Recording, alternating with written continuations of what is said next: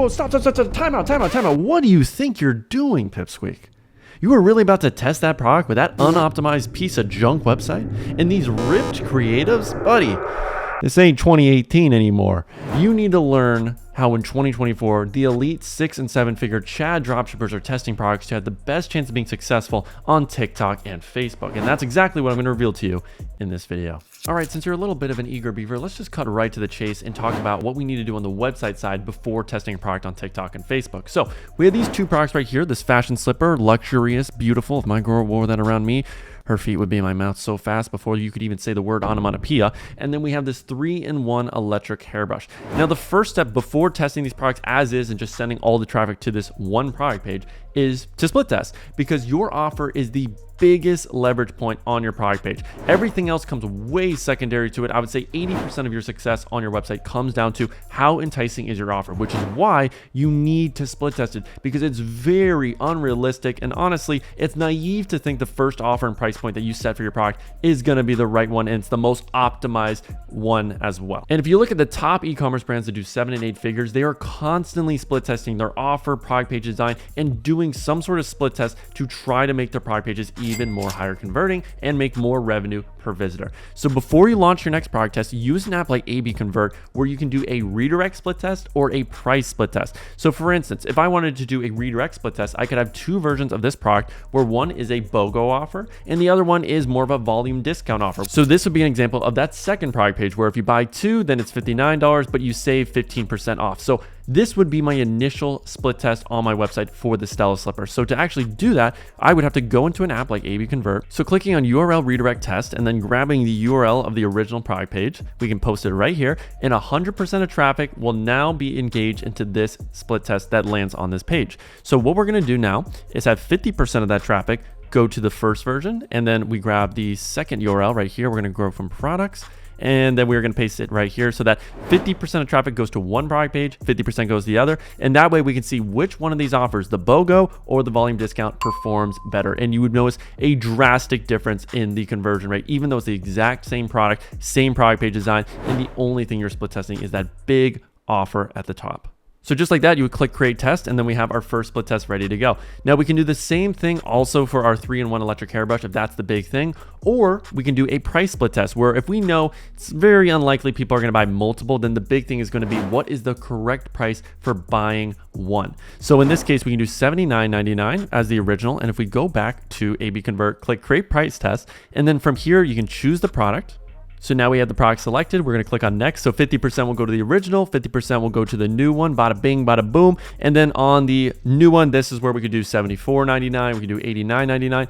Again, it depends on the range of prices that are realistic for your product. So usually you want to go between $5 to $10 difference. Let's put the compare at right there. We're going to click on next and then create test, and you are good to go. So what A/B Convert actually does after you click create test is it's going to create a second version of your product in Shopify. So you see right here in the product section, we go to Vibrolux 3-in-1 electric hairbrush. So we have two versions now, and the only difference is the price. But the big thing to note is that when you actually create that new version of your product, it actually won't move over a lot of times your review section. So if you're using an app like LAI, what you actually have to do is go to the apps, and then you go to LAI. And with LAI specifically, it makes it really easy to duplicate reviews over. So what we would do is we go to our products here, and then let's find our Vibrolux. So we click on this, click on copy reviews, and we would choose that new product that's now created to move over all the reviews in a click of a button. All right, quick pause. Now, while I know this video is going to teach you exactly how I like to test my dropshipping products, obviously if you've been in the game, you know there's a whole lot more that's involved if you really want to be successful and scale your next dropshipping brand from 0 to $1,000 a day in the next 90 days. And that involves having a one-on-one coach that can give you the personalized feedback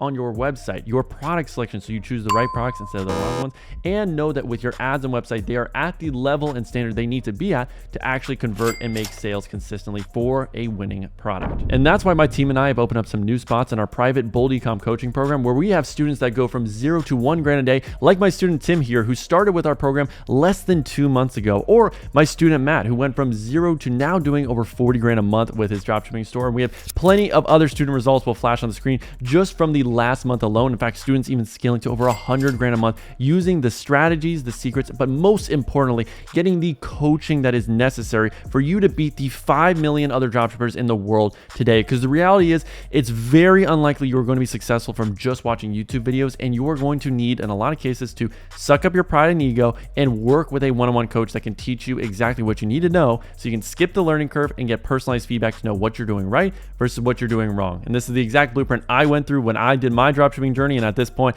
I've been through 10, 15 plus different coaches, and this is how I've always elevated my game. So if you're struggling and you're not getting the results you want, then click the link down below, book a call with my team, and we'll see if you're the right fit to be my next success story. Now, the other two things I do before I launch this product test is make sure that my website is fully optimized and dialed in. So I actually have a whole website tutorial right here that covers the 6 most important elements you need to have in your product page, along with my Shrine product page template that is created for you step by step for free. So take a look at that video if you are a little unsure about what I mean by all that. But the main things would be, do I have tons of social proof, which I do here. I have as seen in Vogue, 1,000 5-star reviews. I have a money back guarantee for risk reversal. And then if they scroll on down, you can also see the risk reversal here. We have video reviews, we have photo reviews before and after. So tons of social proof. We have urgency also going on with limited supply, high demand. And of course, all those other elements that we talked about in that video are added onto this product page. So I know it is fully dialed in and ready to go. And the only thing that can really go wrong in this product page is just that people aren't feeling my offer or my product. And then the final check is putting my product page into PageSpeed Insights to see how fast it is loading. So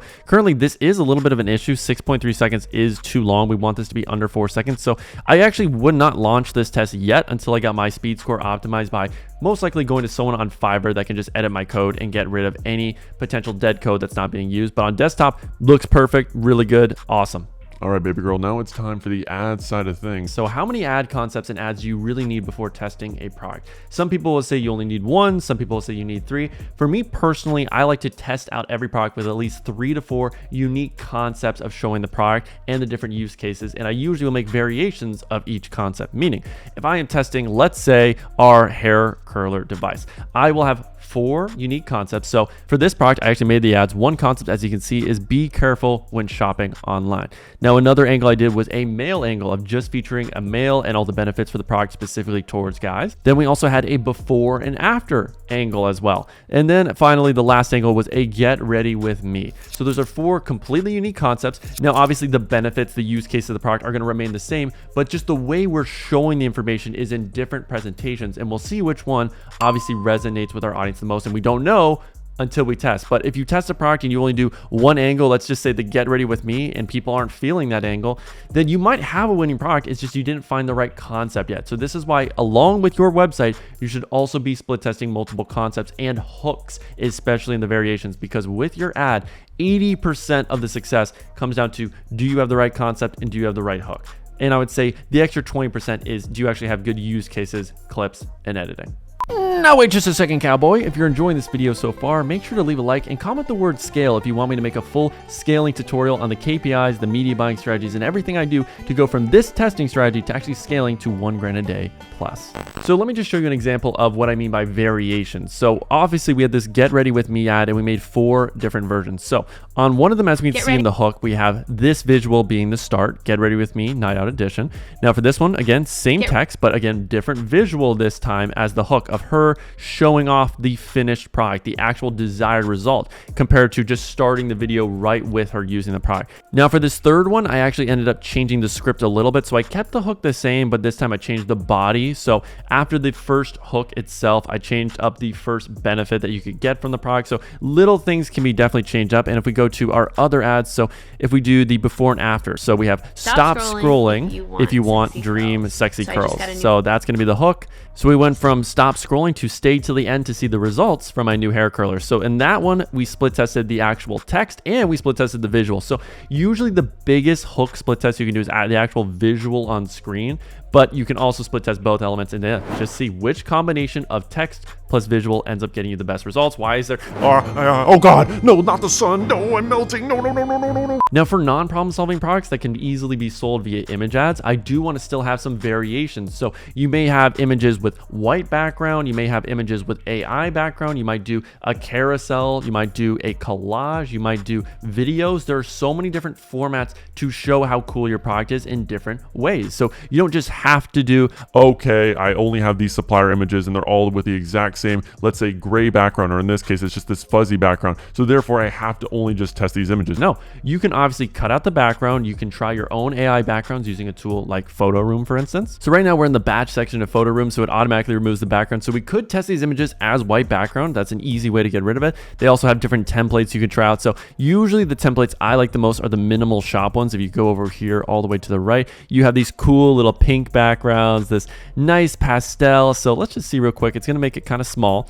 So what we'd have to do is obviously get rid of this text. We don't really need it. And this is also a great way to just edit your product images in general. So we can make this nice and big, fit that background, and we would do the same thing for the other product. But that's a way that we can do some cool other backgrounds. I feel so much better now without the sun in my eyes.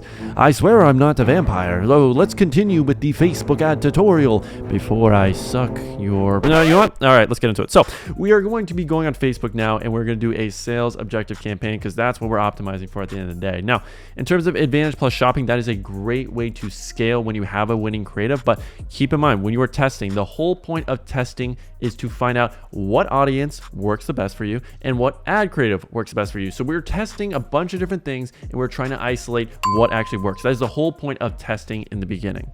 Now, when it comes to the campaign settings, I'm going to name this the name of my product. So this is going to be the Stella Slippers. And I like to do the break even point of the product. So in this case, it would be, yes, $25. So that just helps me get a good measurement of, okay, if I make a purchase for $25, I don't lose any money and I don't make any money. Now, scrolling on down, I don't do catalog, not really necessary. And then I would say with CBO, I do turn it on. I know for some people, you feel like you have to be one way or the other. I do play around with this stuff. CBO, ABO is not going to be the end of the world difference between, a product winning versus losing. It's going to be mainly your ad creatives at the end of the day. That is 90% of it. So again, don't put too much stock into that. That's just personally what I like to do. Now, when we scroll on down, same thing. We're going to make sure we have our pixel that's connected to our store. We're going to do purchase. I do like dynamic creative. I do feel like it is the best way to test creatives and have all of your creatives working together to optimize instead of them working individually. Because how it works if you separate your ads without doing dynamic creative is, let's say you have 3 ads. One ad gets 10,000 impressions, another ad gets 10,000, and the other gets 10,000. Well, they can only operate based on the knowledge of those 10,000 people that have seen them. Compared to if you do dynamic creative, then it actually accumulates and they work together, meaning all the ads have 30,000 impressions to now find the right audience and next person compared to only having the 10,000. So instead of them working individually and against each other, they actually work together for the common good. So I like my ads being on part of the team. So that's what I personally like to do. Now, when it comes to start date, I always do the next day, usually at 7 a.m. This is, again, personal preference. Some people do midnight. I'm a 7 a.m. guy. Now, when it comes to locations, this depends on your testing. If you're testing a more saturated product, then obviously one of the best ways to try to make a saturated product a winner is to take it in the main country it's being sold to. So let's say United States for most products, and then take it into Canada or Australia or a new market in general, Euro. So you should have already did a little bit of research to know if your product's already saturated in a certain country and a certain market as well. So that way you can get some geographical arbitrage or a target market arbitrage by selling it to an all new location or target market that hasn't been hit yet by everyone else. So for this product, in terms of the Stella Slippers, it honestly really hasn't been sold that much in general on social media. So I'm totally fine with doing just the US, United Kingdom, and just the big 4. So for most products, this is what I'm going to do, unless I know it's incredibly saturated. And in that case, I might just go into different markets, like just more specific European countries. But we're going to stick with the big 4 for now. And then as we scroll on down, I do leave both Advantage Plus audience and Advantage Plus placements on. I do not actually edit this. Yes, I don't do interest. I get it. Raise your pitchforks. You've been taught interest are the greatest things on planet Earth. I personally believe that Facebook has evolved past interest, and because it has billions of data points on people and has over 10 years of data, I truly don't think, just putting an interest is going to be the difference between Facebook finding your target audience and it not. I believe Facebook's much smarter and has evolved way past that. So really, how the system tends to work is what Facebook does when you have an ad is it will first analyze the copy and actually watch your ad or analyze the image to know what you're selling. It already knows what product you're selling without you having to put any interest. So if you're selling a putter, it knows you're selling a putter. So what it will do is it will then show your ad immediately to people that are warm and are low hanging fruit, meaning meaning it will show it to people that have most likely been on other brands who sell putters, but did not buy their putters. So they add to cart. They're already warm. They're already in the market for that product. Those are going to be your first impressions. They're already going to be people that are in your audience. Facebook is that good. So I find you don't need to do interest. You don't need to guide it because, again, Facebook is way smarter than all of us. So I just give it the ammunition. I believe that is your job as the brand owner, is to give it as much ammunition in the form of creatives to test and try to give it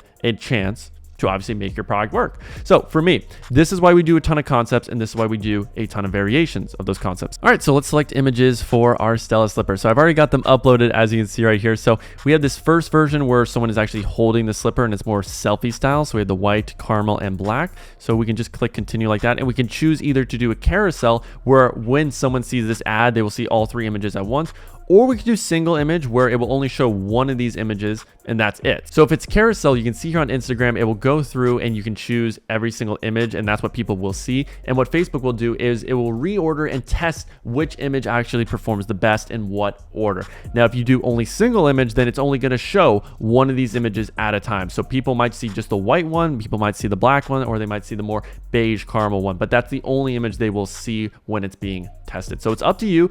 Personally, I lean towards carousel. I want people to see all the images. So we're going to label this carousel. And then really, I would say the idea is people holding slipper. And that's what I'm going to name my ad set as well. And then of course, when we scroll on down, we're going to have to add our URL, primary text, headline. So I will admit, when it comes to ad copies, they really don't matter. Again, this is about 5 to 10% of your success is going to come to this. So with primary text, I'm usually going to have 2 major templates. One where I have a sentence that's a benefit, then 3 emoji benefits, followed by 1 final call to action sentence.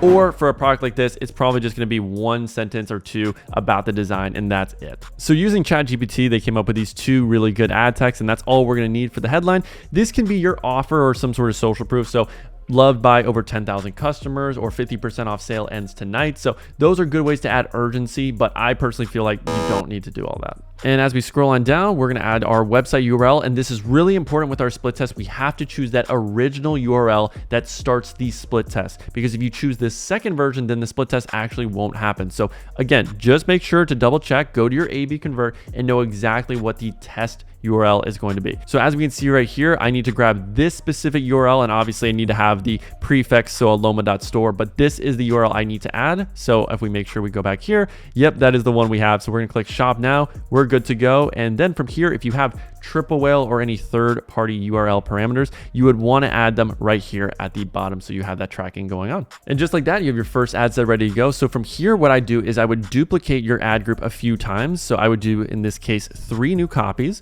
So that way we have a total of 4 ad groups. So obviously in the first one, we have the carousel people holding the slipper, but now for the other ones, we want to test other concepts. So I'm going to exit out of this, and I'm going to choose the other images, and I'll come back to you once we have each ad group ready to go. All right, everyone. So we got the other ones added in here. So we got these 3 images. And now usually when it comes to images, I want to split test between 3 to 5. So my total amount of combinations I want to have with dynamic creative is no more than 15, but usually at least 5 variations. So if we have, in this case, 3 images with 2 ad copies, that's a total of 6 combinations. So I could add another headline, and that would give me 12 combinations. It's really anywhere between that ballpark is solid. So if it was me, my OCD would say I should add 1 more image in here that fits the criteria of this concept, which is more of a stage photo shoot element. So if I could find that, then I would add it here. But for now, this is totally fine. And then obviously we have our other ones here. So we have the carousel of people actually modeling and wearing the specific slipper. So now we got a ton of different concepts, and it's really just now up to Facebook and the people that see our ads to determine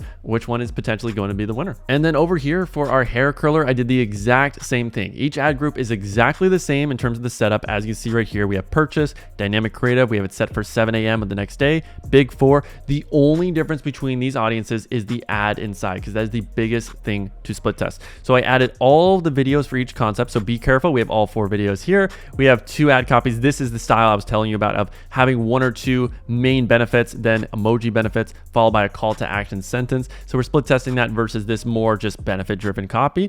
And then we have our headline that has social proof. So this is how you would set it up if you have a problem solving product and you're doing videos. So you would add all of the variations of the concept you have. So we have 4 variations of the be careful. We have 4 variations of the get ready with me. So just want to show you guys this is exactly how you want to do it. And the ad copies and headline, I just copy and paste them for every single ad. Now, if you do want to take this strategy up another level and you want to really give your product the best chance to succeed, then you can split test with your audience. Because obviously the one problem with the way that was set up is there really is no audience split test. It's all based on finding out which creative performs best. And I do believe that is the most important thing, because at the end of the day, your ad is going to cultivate a specific audience. So the get ready with me will appeal to a certain type of demographic within my target audience. And obviously the before and after will appeal to a different set of people in that same target audience. So yes, I do believe the ad creative is way more important. It's way more important to actually split test and isolate that variable. But if you are a big believer that interest is the way to go, then yes, you can split test and have both these campaigns running simultaneously, where one, of course, is that $50 a day CBO with the creatives. And then you can have another $50 a day CBO where you actually have interests inside your ad group and you're split testing which interest works the best. And instead of having 12 ads that are being tested, you may just have one original version of each concept. So I might have one get ready with me ad, one before and after ad, etc., etc. Because the main thing we're actually split testing and isolating is the interest in the audiences themselves. So we're actually going to have each one of the audiences seeing the same ads, versus with the original campaign we just set up, the big difference was that all the audiences were seeing different ads. So let's set that up right now. So obviously for this campaign, we are still going to do CBO. Again, if you want to do ABO, it's totally up to you. This is not going to make or break anything. This is just personally how I like to do it. So we're going to do $50 a day. But if you're doing ABO, then maybe you would do $10 per ad set. Completely up to you. Now, when we scroll on down, we are going to make sure to do our purchase. And I still want to do dynamic creative. And then we're going to set this again to 7 a.m. Now we got the big 4 added. And then this is where we're going to switch to our original audience. And now obviously Facebook doesn't like that, because they really do believe they know everything. And I also do trust Facebook that they know more about media buying than all of us. And they know exactly who the target audience is. So you'll notice as Facebook advances, they are going to try to take as much control away from you so that you don't mess things up. That is really what they're optimizing for. They just want you to hand them the creatives and let them do the heavy lifting. But if you want to be stubborn and you really believe interests are the way to go and you're still stuck in 2018, 2020 media buying of dropshipping, then yes, we can do some interests. And I personally would do a stack of interests, which means you're doing multiple interests added into each ad group. So let's start with hair curler. So right here we have curly hair, so that could be a potential first interest. Then we can do hairstyle, hair care, stuff like that. So this would be just more all hair care related. Now for our next audience outside of that, we could do a hair product brands. So obviously there's a ton of different brands, so that could be the split test. Or we can do personal care being more of the interest. But this is just going to be our stack right here. And I'm just going to grab honestly one of these interest names and we're going to put that at the top as the name. And then finally, as we discussed, we are going to select our Facebook page. We do not need an Instagram account. And then for the videos, we're going to grab one of each concept. So we have get ready with me 1, be careful 1. And then if we scroll on down, we got before and after, and then we have the male angle. So we have one version of each concept, and that will be the dynamic creative that is being split tested. So that's still a really good strategy. You're still testing different concepts, which is great. That's the big thing.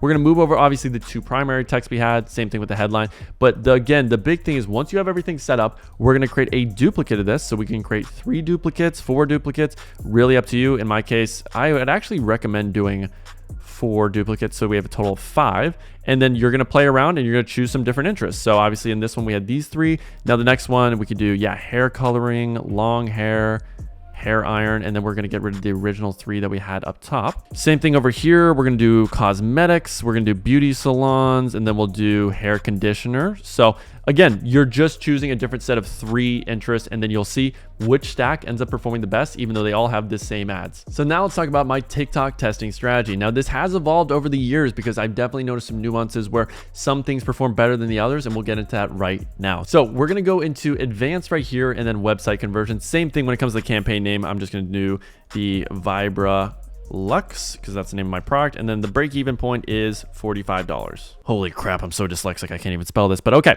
we got that set up. Now CBO, ABO, honestly, when it comes to testing products on TikTok, I do the same thing where I will have multiple campaigns. I'll have one that's an ABO and then one that's a CBO, but I don't do interest versus broad. I do believe broad just all the campaigns I run from hundreds of different ad accounts always performs the best, but definitely there is a difference in performance from when you do CBO versus ABO on TikTok. It is way more unstable, it is way more unpredictable. So I do recommend when you test a product to have 2 campaigns now, one being that $50 a day CBO, and then one being potentially 3 ad groups at a $20 ABO, because that is the minimum that you can do.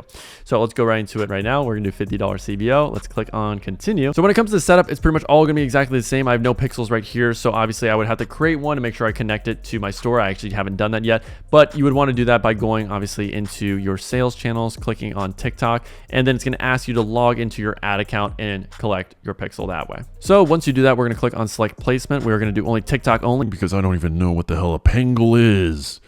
Sounds erotic. I'm not gonna lie, it's turning me on a little bit. Now, going into location, I do like to do US and Canada typically when I start. Again, same thing though. If you notice US and Canada is pretty tapped for your product, then try out different countries. And if you don't have access to that, get an agency account, and I actually have a link to that inside my $50 a month course/Discord, where you not only get a step-by-step A to Z course that will teach you exactly how to scale your dropshipping brand from 0 to 1 grand a day, but it also includes my top product research tools like Manea, PP ads that all cost over $500 a month.